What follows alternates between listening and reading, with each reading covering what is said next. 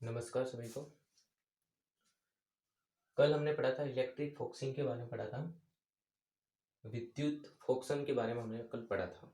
उसके अंदर हमने इलेक्ट्रोस्टैटिक लेंस देखा था। मतलब एक विद्युत क्षेत्र के माध्यम से हमने आवेशित कण, जहाँ पे हमने इलेक्ट्रॉन को लिया था, इलेक्ट्रॉन किरणों को लिया था, उनको किसी एक पर्टिकुलर पॉइंट के ऊपर फोकस किया था विद्युत क्षेत्र की सहायता से। अब जो आज का हमारा टॉपिक है वो है चुंबकीय फोकसन, मैग्नेटिक फोकसिंग। इसके अंदर हम चुंबकीय क्षेत्र की सहायता से आवेशित कणों को जो है एक किसी बिंदु के ऊपर फोकसित करेंगे, मतलब केंद्रित करेंगे। ठीक है, तो चुंबकीय फोकसन, मैग्नेटिक फोकसिंग क्या होता है?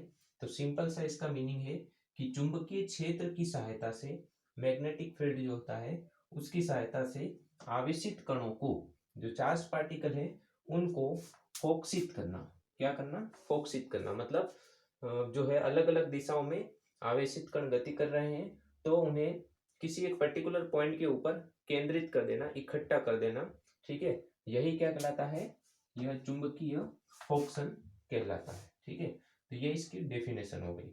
जिस प्रकार से विद्युत क्षेत्र की सहायता से आवेशित कणों को फोकस करते थे, उसको हम विद्युत फोकसन कहते थे।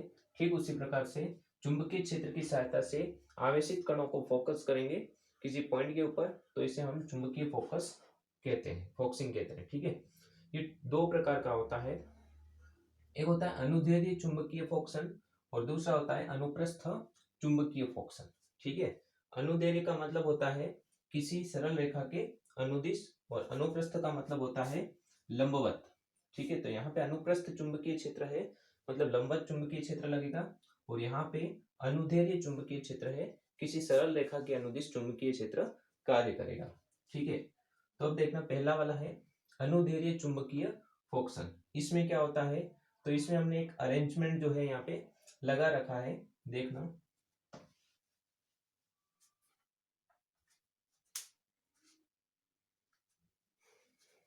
ये एक ऐसा अरेंजमेंट है जिसके अंदर हमने आवेशित कणों के रूप में लिया है इलेक्ट्रॉन को। किसको लिया है? इलेक्ट्रॉन। ये इलेक्ट्रॉन गन है, एक ऐसा अरेंजमेंट है जहां से इलेक्ट्रॉनों को उत्सर्जित किया जा रहा है। ठीक है, बहुत सारे इलेक्ट्रॉन के पार्टिकल्स जो है वो इस प्रकार से ये इलेक्ट्रॉन किरणों के रूप में उत्सर्जित हो रहे हैं, अलग अलग एंगल के ऊपर उत्सर्जित हो रहे हैं, कुछ इस प्रकार से। ठीक है, अब उनको चुंबकीय क्षेत्र लगा रखा है यहाँ पे, उस चुंबकीय क्षेत्र में गति करवा रहे हैं, और फिर किसी एक पॉइंट के ऊपर ये केंद्रित किया जा रहा है इनको। ठीक है, अब देखना, यहाँ पे हमने ये जो अरेंजमेंट है इसको हम परिनालिका कहते हैं। क्या कहते हैं? परिनालिका। सोलेनोइड पढ़ा होगा तुमने 12th क्लास के अंदर। ठीक है, सोलेनोइड में क्या होता है? एक कुचालक पदार्थ की ट्यूब जो होती है, नली होती है, उसके ऊपर बहुत सारे तांबे के तार के फेरे लपेट देते हैं, और उसके अंदर तार में करंट फ्लो करवाते हैं। तो उस ट्यूब के अंदर उसकी अक्ष के अनुदिश एक चुंबकीय क्षेत्र उत्पन्न हो जाता है। ठीक है, क्या करते हैं? इस नली के ऊपर तांबे के तार के फेरे लपेट देते हैं और उसके अंदर करंट फ्लो करवाते हैं। तो उस टाइम उस ट्यूब के अंदर उसकी अक्ष के अनुदिश एक चुंबकीय क्षेत्र उत्पन्न हो जाता है, जिसको हम सोलेनोइड परिनालिका कहते हैं। तो यहाँ पे चुंबकीय क्षेत्र को उत्पन्न करने के लिए हमने एक सोलेनोइड को लिया है। तो मैग्नेटिक फील्ड कौन सी डायरेक्शन में है? ये रहा, इसकी अक्ष के अनुदिश, इस दिशा में चुंबकीय क्षेत्र कार्य कर रहा है। अब इस चुंबकीय क्षेत्र के अंदर ये आवेशित कण जो है वो गति कर रहे हैं। ठीक है, और जब चुंबकीय क्षेत्र में कोई भी आवेश, ठीक है, जैसे इलेक्ट्रॉन है, वो किसी कोण से गति करता है, किसी कोण से गति करता है, तो वह एक हेलिकल पाथ, कुंडलिनी पथ का अनुसरण करता है।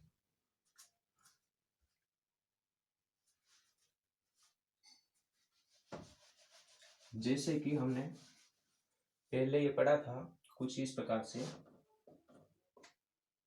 बी वेक्टर के अंदर कोई आवेश है, वो किसी वेग v से प्रवेश करता है, तो उस समय उसकी गति का जो पथ होता है वो कैसा होता है? कुंडलिनी होता है। ठीक उसी प्रकार से यहाँ पे ये जो आवेश है, इलेक्ट्रॉन है, उसका पथ भी कुंडलिनी है, ठीक है, ये कुंडली नुमा इसका पथ है, उसका अनुसरण कर रहा है। हो सकता है कोई इलेक्ट्रॉन के कण जो ज्यादा वेग के हैं वो तेजी से गति करते हुए जो है ऐसे चले जाएंगे, तो वो कम साइकिल जो है चक्र का जो है निर्माण करेंगे, और कुछ कम वेग से गति करेंगे तो वो ज्यादा चक्र का निर्माण करेंगे इस क्षेत्र के अंदर। ठीक है, तो ये इलेक्ट्रॉन गन है जहां से बहुत सारे इलेक्ट्रॉन के पार्टिकल्स बीम के रूप में यहाँ पे इमिट हो रहे हैं, और इस चुंबकीय क्षेत्र के अंदर ये जो आवेशित कण जो इलेक्ट्रॉन हैं वो गति कर रहे हैं। ठीक है, यहाँ पे जो है देखना इधर, यहाँ पे एक तो ये रहा बीम, ठीक है, ये जो है एक कुंडलिनी पथ का अनुसरण कर रहा है यहाँ पे, और दूसरा बीम ये रहा कुछ इस प्रकार से जा रहा है, ये इस प्रकार से। ठीक है, तो यहाँ पे एक जो बीम है उसके द्वारा ये जो चक्र एक ही चक्र तय किया जा रहा है, और दूसरा बीम जो है उसके द्वारा एक और एक के दो चक्र तय किए जा रहे हैं। ठीक है, अब देखना हमने पढ़ा था कुंडलिनी पथ जो होता है उसका एक जो पीच होता है जिसको हम चूड़ी अंतराल कहते हैं। ठीक है, चूड़ी अंतराल जिसे हम कहते हैं पीच, उसका फॉर्मूला क्या था, टाइम पीरियड इनटू इस डायरेक्शन में वेलोसिटी का कंपोनेंट क्या होता है, v cos थीटा। ये v है, ये एंगल थीटा है, तो इधर क्या होगा v cos थीटा ये कंपोनेंट होता है। और टाइम पीरियड कितना होता है 2πm upon q into B. q की जगह यहाँ पे इलेक्ट्रॉन है तो e लिख देंगे और साथ में cos थीटा। ये जो है पिच अंतराल होता है, मतलब एक चक्र के दौरान तय की गई रेखीय दूरी होती है। ठीक है, अब यहाँ पे ये जो एंगल है थीटा वो बहुत ही छोटा हो, थीटा जो है वो बहुत ही छोटा हो, वेरी स्मॉल हो। ठीक है, तो उस टाइम कोस थीटा की वैल्यू क्या हो जाएगी, थीटा बहुत छोटा जीरो के नजदीक है मान लो, तो उस समय कोस 0 1 होता है, तो हम इसको अप्रोक्स 1 मान लेते हैं। तो उस टाइम जो पिच अंतराल है p वो क्या हो जाएगा 2πm upon e into B into क्या हो जाएगा v हो जाएगा। ठीक है, अब देखना यहाँ से हमें क्या पता चल रहा है, जिस पार्टिकल देखना ये 2πm m constant e constant b भी कांस्टेंट, तो जो पिच अंतराल है वो वेलोसिटी के ऊपर डिपेंड करता है, मतलब जिस इलेक्ट्रॉन का वेग ज्यादा होगा उसका चूड़ी अंतराल जो पिच है वो भी ज्यादा होगा। जैसे एक जो बीम है वो कुछ इस प्रकार से कुंडलिनी पथ बना रहा है, देखो दो साइकिल बन रहे हैं यहाँ पे। ठीक है, तो एक का तो ये रहा पिच अंतराल p1 है। ठीक है, जो दूसरा इलेक्ट्रॉन का बीम है वो ये एक चक्र ही बना रहा है यहाँ पे, ये कुछ इस प्रकार से है, तो उसका पिच अंतराल देखो ये रहा p2। तो एक बीम का जो इलेक्ट्रॉन बीम है उसका चूड़ी अंतराल पिच जो है वो ज्यादा है और एक का क्या है कम है, तो इसका मतलब क्या है, जो इसका पिच जो है कम है उसका मतलब उसकी वेलोसिटी क्या है कम है। तो कम वेग से अगर इलेक्ट्रॉन बीम निकलेंगे वो इलेक्ट्रॉन जो है ज्यादा चक्र बनाएंगे, ज्यादा चक्र बनाएंगे, उनका पिच जो होगा वो क्या होगा कम होगा, तो जिसकी वेलोसिटी ज्यादा होगी उसका ये पिच बड़ा होगा। ठीक है, और ये आगे जाके किसी पॉइंट के ऊपर क्या कर रहे हैं मिल रहे हैं, तो यहाँ पे क्या हुआ इलेक्ट्रॉन के जो बीम यहाँ से निकले वो हेलिकल पाथ का अनुसरण करते हुए किसी पॉइंट पी के ऊपर केंद्रित हो गए मतलब इनका क्या हो गया फोकसन हो गया, ये फोकस हो गए किसी पॉइंट के ऊपर, तो इसलिए हम इसको बोल रहे हैं मैग्नेटिक फोकसिंग। और अनुदैर्ध्य बोल रहे हैं क्योंकि चुंबकीय क्षेत्र अनुदैर्ध्य लगा हुआ है, और इसकी सहायता से इलेक्ट्रॉन जो है किसी पर्टिकुलर टाइम के बाद यहाँ पर पी पॉइंट के ऊपर क्या कर रहे हैं केंद्रित हो रहे हैं। ठीक है, तो ये था अनुदैर्ध्य चुंबकीय फोकसन। अब जो दूसरा है वो है अनुप्रस्थ चुंबकीय फोकसन।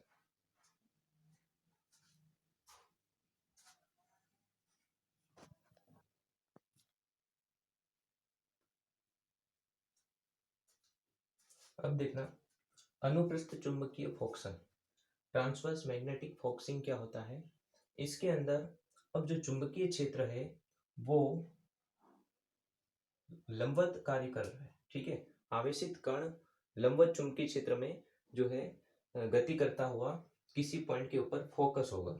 जैसे कि देखना यहाँ पे हमने आवेशित कणों का स्रोत रखा है, मतलब यहाँ से आवेशित कण बाहर निकल रहे हैं और उसके ऊपर हमने परपेंडिकुलर अंदर की तरफ मैग्नेटिक फोर्स फील्ड जो है लगा रखा है, चुंबकीय क्षेत्र लंबवत अंदर की तरफ है। क्रॉस का मतलब होता है चुंबकीय क्षेत्र लंबवत अंदर, और डॉट का मतलब होता है चुंबकीय क्षेत्र लंबवत बाहर की तरफ है। ठीक है, तो यहाँ पे चुंबकीय क्षेत्र जो है वो लंबवत अंदर की तरफ कार्य कर रहा है। अब देखना, जैसे यहाँ से चार्ज पार्टिकल आवेशित कण बाहर निकल रहे हैं, जैसे मान लो इलेक्ट्रॉन है, सब इलेक्ट्रॉन है, इलेक्ट्रॉन गन है यहाँ पे, तो उससे बहुत सारे इलेक्ट्रॉन के पार्टिकल बाहर निकल रहे हैं। हो सकता है जो है इनका वेलोसिटी जो है वो अलग अलग हो, ठीक, किसी का ज्यादा हो, किसी का कम वेग हो, तो उस हिसाब से वो अलग अलग पॉइंट के ऊपर फोकस होंगे। अब देखना, जैसे ये O पॉइंट से इलेक्ट्रॉन बाहर निकल रहा है, मैग्नेटिक फील्ड अंदर की तरफ लग रहा है। ठीक है, मैग्नेटिक फील्ड जो है वो कहाँ लग रहा है, परपेंडिकुलर, ये इलेक्ट्रॉन है। ठीक है, v वेलोसिटी से ऊपर की तरफ निकला। अब चुंबकीय क्षेत्र लंबवत अंदर की तरफ है। ठीक है, चुंबकीय क्षेत्र का लंबवत अंदर की तरफ, तो उस समय इस आवेश के ऊपर फोर्स लगेगा F equal to E V cross B, जो हम पहले भी पढ़ चुके हैं। तो बल की दिशा किधर होगी, v क्रॉस b के प्लेन के परपेंडिकुलर। ठीक है, तो v ऊपर की तरफ है, क्रॉस b वेक्टर कहाँ है, अंदर की तरफ, तो फोर्स किधर लगेगा, इस दिशा में, तो लेफ्ट साइड फोर्स लगेगा, इसलिए ये इलेक्ट्रॉन जो है वो इस तरफ मुड़ जाएगा। अब देखना, जब अब ये वेलोसिटी का वेक्टर इधर है, ठीक है, तो अब v वेक्टर इस दिशा में है, क्रॉस b वेक्टर अंदर की तरफ है, अब फोर्स किधर लगेगा, नीचे की तरफ, इसलिए इलेक्ट्रॉन अब कहाँ जाएगा, नीचे की तरफ जाएगा, और कुछ इस प्रकार से यहाँ पे जो है किसी पॉइंट के ऊपर वो फोकसित हो जाएगा। ठीक है, तो ये प्रिंसिपल होता है, और हम पहले भी पढ़ चुके हैं, लंबवत चुंबकीय क्षेत्र में आवेशित कण का जो पथ होता है वो वृत्ताकार होता है, तो ये वृत्ताकार पथ का अनुसरण करता है, लेकिन पूरा वृत्त कंप्लीट करने से पहले ही, जब ये आधा वृत्त ही कंप्लीट करता है, उसी समय हम किसी पॉइंट के ऊपर इसको फोकस कर देंगे। ठीक है, अब देखो, ये तो कॉन्सेप्ट हो गया इसका। फिर हमने पढ़ा था कि यहाँ पे ये जो वृत्ताकार पथ है उसके लिए आवश्यक अभिकेंद्रीय बल जो होता है mv²/r, वो यहाँ पे हमें चुंबकीय बल की सहायता से प्राप्त होता है, जिसका मान होता है F इजिकल टू QVB, और Q की जगह यहाँ पे इलेक्ट्रॉन है, तो इलेक्ट्रॉन लिख सकते हैं, E लिख सकते हैं। अब देखना, यहाँ पे V से भी कट जाएगा, तो क्या आ गया हमारे पास, R बराबर mv/QB। ठीक है, Q की जगह क्या है, E है। अब देखो यहाँ से, तो R किसके ऊपर डिपेंड कर रहा है, वेलोसिटी के ऊपर डिपेंड कर रहा है। ठीक है, यदि सभी पार्टिकल, सभी जो आवेश है, हमने जो आवेश लिया है यहाँ पे, आवेशित कण है, वो क्या हो, इलेक्ट्रॉन हो, तो सभी आवेशित कण इलेक्ट्रॉन है, तो उस समय सबका चार्ज तो E हो जाएगा, Q की जगह क्या हो जाएगा, अगर हम यहाँ पे Q लिखते हैं तो उस समय Q की जगह क्या लिख देंगे, हम E लिख देंगे, तो कांस्टेंट हो गया। B पहले से कांस्टेंट है, जो है मास है वो भी कांस्टेंट है, इलेक्ट्रॉन, सभी इलेक्ट्रॉन का द्रव्यमान कांस्टेंट रहेगा, तो किसके ऊपर डिपेंड करेगा, R का मान V के ऊपर, वेलोसिटी के ऊपर। और R का मतलब क्या है, तो ये जो अर्धवृत्त बन रहा है इसकी त्रिज्या है और कुछ नहीं, ये R होगी। ठीक है, पहले ऑर्बिट की ये रेडियस हो गई, देखो दूसरे ऑर्बिट की रेडियस कुछ अलग है। ठीक है, ये R1 है, ये R2 है, तीसरे ऑर्बिट की रेडियस देखो ये अलग है, R3। तो R किसके ऊपर डिपेंड कर रहा है, वेलोसिटी के ऊपर। तो जिस कण का वेग ज्यादा होगा उसका R का मान क्या होगा, ज्यादा होगा। तो यहाँ पे देखो 3 इलेक्ट्रॉन के बीम है, 3 पथ बन रहे हैं, तो सबसे ज्यादा वेग जिसका है उसका R का मान भी ज्यादा होगा, तो सबसे ज्यादा वेग इधर वाले इलेक्ट्रॉन बीम का है। ठीक है, इसलिए इसका ये जो रेडियस का मान है, R3 का जो मान है वो क्या है, ज्यादा है, तो R3 ग्रेटर देन है R2 से, और R2 ग्रेटर देन है R1 से। ठीक है, तो सबसे कम वेग है इस इलेक्ट्रॉन बीम का, इसलिए इसकी रेडियस जो है R1 वो क्या है, कम है। ठीक है, दूसरी बात, अब देखना है, यदि यहाँ पे इलेक्ट्रॉन नहीं हो और सभी आवेशित कण मिक्स है, ठीक है, बहुत सारे चार्ज पार्टिकल हैं, अलग अलग जो है आवेशित कण है, तो उस समय क्या होगा, R is equal to M B upon Q B. ठीक है, आवेशित कण अलग अलग है, तो उस समय वो सबका वेग समान है। ठीक है, v समान है, परंतु द्रव्यमान जो है वो अलग अलग है। ठीक है, इसका मतलब क्या हुआ, अलग अलग आवेशित कण है, जैसे कि इलेक्ट्रॉन भी निकल रहे हैं यहाँ से एक ही पॉइंट से। ठीक है, प्रोटॉन भी निकल रहा है, न्यूट्रॉन निकल रहा है, अल्फा पार्टिकल निकल रहा है, अलग अलग आवेशित कण यहाँ से निकल रहे हैं। तो उस समय आर किसके ऊपर डिपेंड करेगा, मास के ऊपर डिपेंड करेगा। ठीक है, क्योंकि चार्ज जो है, अब देखना एक और चीज, हम मास के ऊपर भी डिपेंड करेगा और क्यू के ऊपर भी डिपेंड करेगा। तो Q by M by Q के ऊपर जो है रेडियस डिपेंड करेगी, वेलोसिटी सेम हो गई। तो उस समय जिस पार्टिकल का एम बाय क्यू का रेशियो ज्यादा होगा, उसका आर का मान भी क्या होगा, ज्यादा होगा। तो इस मेथड से हम चार्ज पार्टिकल का मास जो होता है, ठीक है, उसका जो द्रव्यमान है वो भी ज्ञात कर सकते हैं। इसका एक आगे एप्लीकेशन हम पढ़ेंगे। ठीक है, तो कुल मिला के यहाँ से जो है, यदि इलेक्ट्रॉन है, ठीक है, इलेक्ट्रॉन है, आवेशित कण निकल रहे हैं, तो उनके वेग के हिसाब से हम अलग अलग बिंदु के ऊपर उनको हम फोकसित कर सकते हैं। यदि सबका वेग एक समान है, v भी सेम है, तो सब पूरा कांस्टेंट हो जाएगा, तो वो किसी एक ही बिंदु के ऊपर फोकसित होंगे। लेकिन वेग अलग अलग होगा तो अलग अलग बिंदु के ऊपर फोकसित हो जाएंगे। ठीक है, तो हमें चुंबकीय क्षेत्र की सहायता से ये जो इलेक्ट्रॉन ऊपर की तरफ जा रहे थे, उनको किसी पर्टिकुलर पॉइंट्स के ऊपर फोकस कर दिए। ठीक है, तो ये चुंबकीय फोकसन था। आगे हम इनके अनुप्रयोग पढ़ेंगे, इलेक्ट्रिक फोकसिंग और मैग्नेटिक फोकसिंग के।